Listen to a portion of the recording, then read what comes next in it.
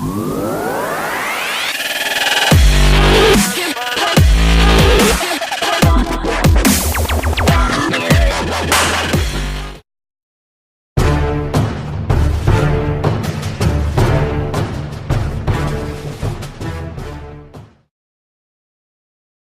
manufacturer has fallen at the altar of the SUV.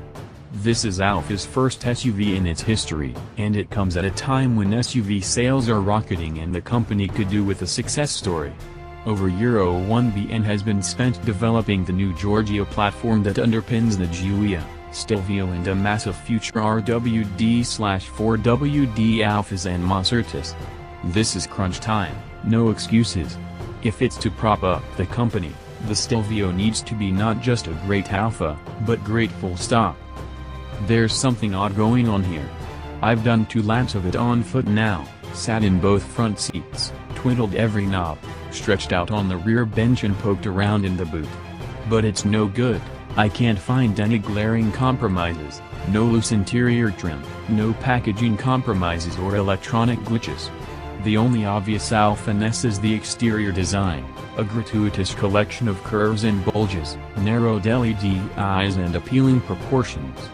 Personally, I find it a little thick set from the front 3/4 angle, better from the rear, but it is, by and large, an attractive thing and, for some reason, unmistakably Italian.